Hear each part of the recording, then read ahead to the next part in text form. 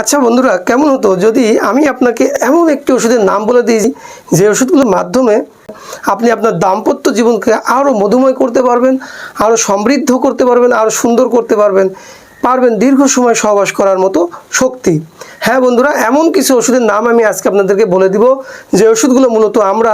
আমাদের ডাক্তারি জীবনে এইগুলো ওষুধের মাধ্যমে আমরা সফলতা অর্জন করে থাকি। বন্ধুরা, আমি এই ওষুধগুলো সম্পর্কে আজকে আপনাদের সামনে আলোচনা করব, তাই অনুরোধ করব ভিডিওটি না টেনে সম্পূর্ণ ভিডিওটি দেখুন। এখানে আমি আপনাদেরকে এই ওষুধগুলো খাওয়ার নিয়ম এবং এই ওষুধগুলো ব্যবহারের নিয়ম A to Z সুন্দরভাবে বুঝিয়ে দিব।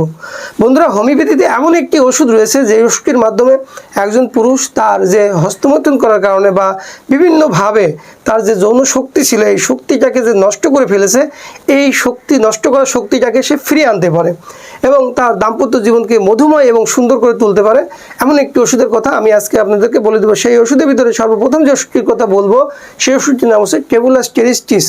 বন্ধুরা, এই টেবুলাস টেরিস্টিস ওষুধটি এমন একটি ওষুধ যে ওষুধটি যদি কোনো পুরুষ খেতে পারে তাহলে তার যৌন যে শক্তি ছিল এই শক্তিটা তার ফিরে পাবে, অর্থাৎ তার 25 থেকে 30 বছর বয়সে সে যে যৌবনের উদ্দীপনা ছিল তার ভিতরে যে শক্তিটা ছিল, যেই শক্তিটাকে সে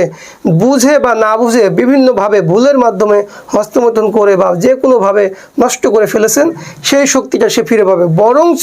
তার থেকে আরও অনেক বেশি ভালোভাবে সে ফিরে পাবেন। তো বন্ধুরা, এই যে টেবুলাস টেরিস্টিস ওষুধটি বললাম, এই ওষুধটি মূলত পুরুষের যে বীর্য রয়েছে এই বীর্যকে ঘন করে, পুরুষের পুরুষত্বকে বৃদ্ধি করে, পুরুষের টেস্টোস্টেরন হরমোন বৃদ্ধি করতে পারে এবং এই ওষুধটি পুরুষের যে দাম্পত্য জীবনের যে কোলাহ রয়েছে, যে সংসারে যে অশান্তি রয়েছে এই অশান্তি দূর করে শান্তি আনতে পারে এই একটি মাত্র ওষুধ।